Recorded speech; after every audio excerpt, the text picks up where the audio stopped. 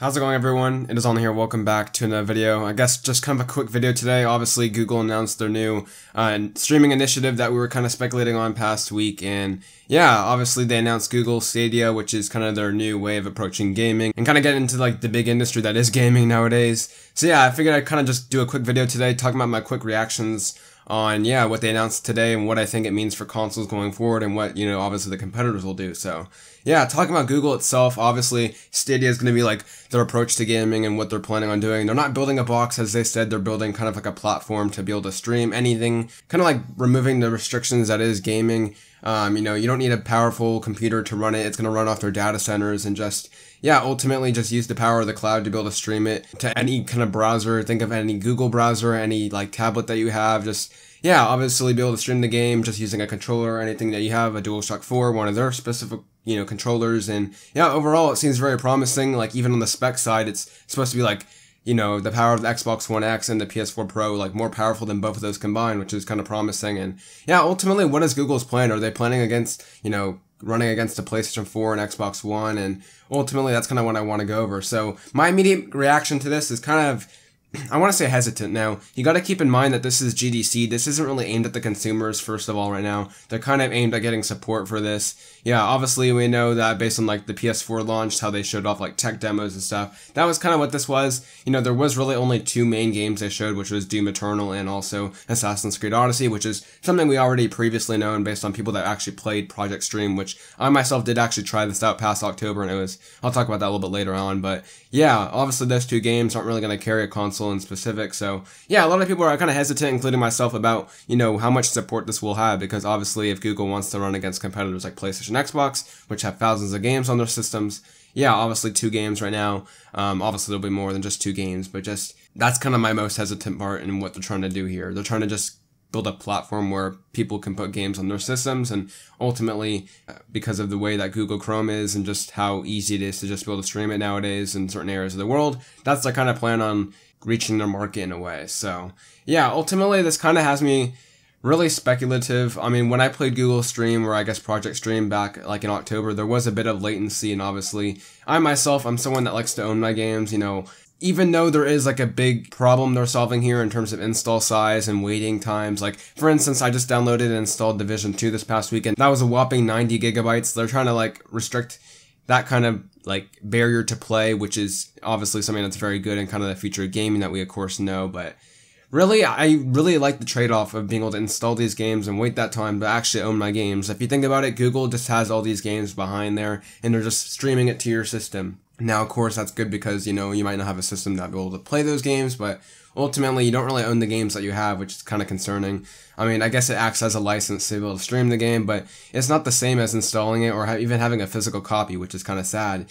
Obviously, being able to stream a game isn't really owning it. You're just running it off of Google's data centers, which is, it's just kind of weird to think about. That's how you'd play all your games. Like in the past, we've already seen that with PlayStation Now, of owning like the past games and running them, but just owning the games like that is kind of weird to me.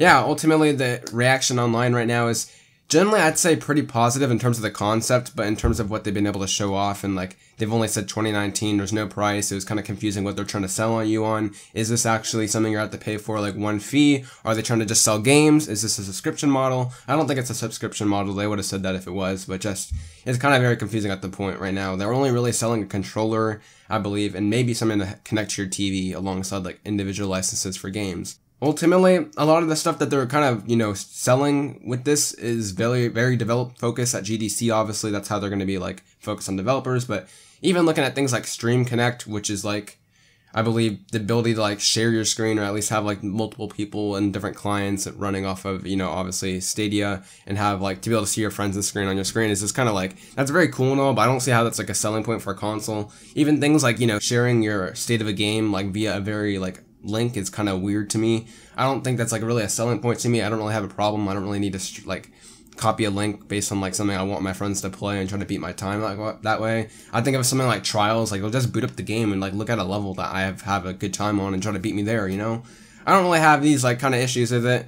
This is kind of like solving problems I don't really see, and it's just kind of weird. Ultimately, I do think it is, you know, very promising and very impressive, obviously, in terms of Google, because Google's like one of the biggest companies in the world. Obviously, they have this technology in terms of their data centers and their nodes all around the world, where they'll be able to actually maintain the strong, you know, connection and everything. But man, if I'm being completely honest, it does sound kind of like a monopoly in a way. Like, the way they're kind of selling at the end that the internet is your store is just very kind of creepy to me. The fact that you could be on Reddit and it could be like a play now button and you click on it and you're playing it through Stadia is kind of weird to me. You know, Google Chrome is obviously a big, you know, use in many people's lives. Like, that's like probably one of the biggest browsers in the world, and especially Google is like the #1 search engine in the world, and just being able to like link your games into the internet seems very kind of like spooky to me, or like very kind of, I don't know, it seems way too much to me. Honestly, like, they're gonna have the internet as their store, and just ultimately the future and how that works, and just even connecting it to YouTube is kind of like a scary reality to me. So like, yeah, this is kind of like the future we're going in.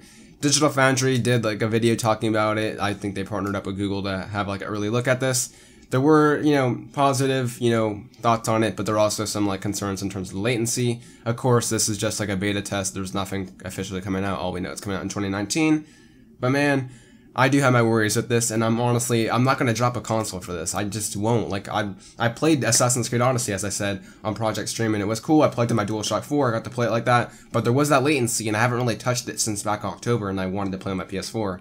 I'd rather fork out a couple $100 for that, so that's kind of like what I'm wondering. Like, is this really selling this to like the people that actually want to play games, or is this just like the casual audience that maybe don't want to buy a console, they don't care if they own the game, and they just stream it off their, you know, obviously their Google Chrome browser, and just anywhere that, as long as they have a stable internet connection. So it's kind of interesting what Google's trying to do here. Obviously, they're trying to shape their technology around the people and the general audience, and just going into the next generation. Obviously, we know that Project X Cloud in terms of Microsoft. Yeah, it's going to be interesting to see what Sony does, because this seems like the future we're going in, where people want to like remove the barriers to playing.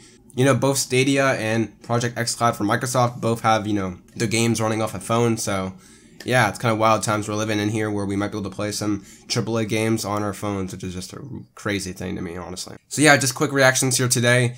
Very interesting going in. You know, obviously this isn't really, I would say, next gen. I mean, I guess it is, but this seems more of like a platform that can adapt even into going to the future. They even said that, you know, they're going to run Doom Eternal at 4K, 60 FPS, and in the future, they're going to be able to, like, you know, obviously upgrade Stadia for the future in terms of 8K and stuff. So yeah, wild times we're living in here.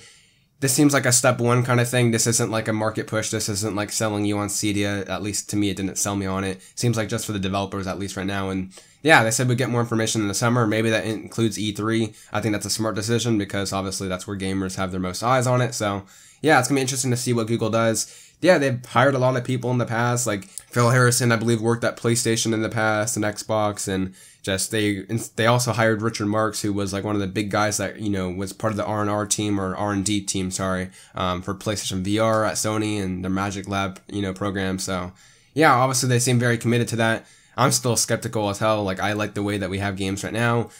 Maybe that's just me clinging on to the past, but yeah, this is just wild to me. So I guess I'm only half the conversation. I'm really 50-50 on this. It seems really impressive to me, but I don't think I'm going to change anytime soon right now in terms of how I might play my games and stuff. So yeah, of course, your comments down below. I'm going to be really interested in seeing, of course, as always. And yeah, leave a like on the video if you enjoyed it. I've been Online. I'll see you guys in the next video. Wild times, man. Take care, everyone. Can be an access point to the game. Whether it's from our Stadia store, text messages, Reddit, Facebook, Twitter, Discord, Google search results, YouTube videos, Gmail, or from the Google Play Store, gamers are going to be able to find, discover, and enjoy your games anywhere they are.